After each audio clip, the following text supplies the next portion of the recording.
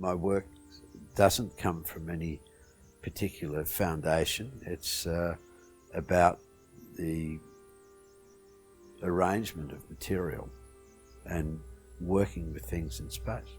With the evolution of a work and the development of a work, it may come out of a family of things that you've been working on, and then you just develop that to a point where it's speaking to you. I like the material to begin to dictate to me what it wants in the first instance, and then it's me identifying things, relationships that I wish to exploit or to develop in the work. And when that happens, that's when I start to apply my will on the work. So you begin to make something that sets up challenges, but once you decide on a certain course of action, you're committed to that. And so the things that you have to leave behind, the other good ideas, they become the foundation for subsequent works. I take a lot of photographs of the work as it's evolving. You know, I walk around with my phone camera and go click, click. And that is sort of to arrest it in the memory banks about opportunities that I might have seen in the work to develop in a subsequent work. And I do lie awake sometimes at night wondering how to solve this particular problem. I have learnt that you can't will it into existence. And so I like to have that opportunity to go backwards sometimes, to reflect on things that I've done before, to go forwards. Got the Lempriere with a work called Anaconda, and I went to Denmark with David Handley and the Sculpture by the Sea team to promote the following Sculpture by the Sea in Aarhus, which I was going to be part of.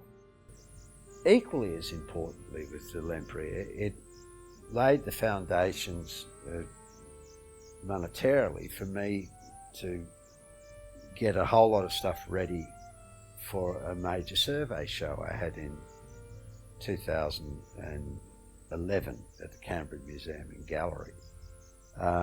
It also may have contributed the fact that I got it to, I was made an emeritus fellow at the Australian National University where I used to teach, taught for 27 years.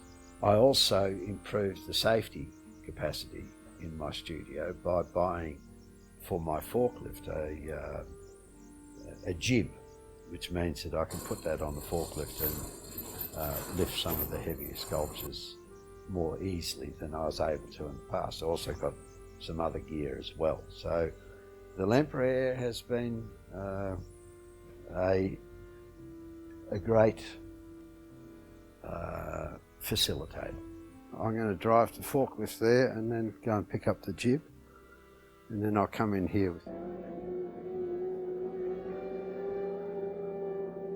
you know, the work is called recoil. It's got this structure at two different sorts of elements coming together and bouncing off one another. They are 45-degree bends that are cast that I've joined together, but I've had to hold them in place while I've tacked them with the welder. When this goes out of here, I'm left with a vacuum. And then the expectation is from myself and others that I will develop from that. And so you really need to be able to go backwards sometimes. It's an experiment. Each aspect of it reads differently, but because you have a memory of the other side, it starts to make sense. I think it's important that people are able to circumnavigate a work. Yeah, so here we are. We've moved down from Murrumbateman, the studio, unloaded, and we've got it in this location here. I had to spin it around because I had to accommodate the runoff, there's slope in the grass here. So that's why I put this concertina element pushing back that way. So it's all intended to reinforce the activity in the work. It's that opportunity to go and just let it wash over you, you know, without this quite specific I must.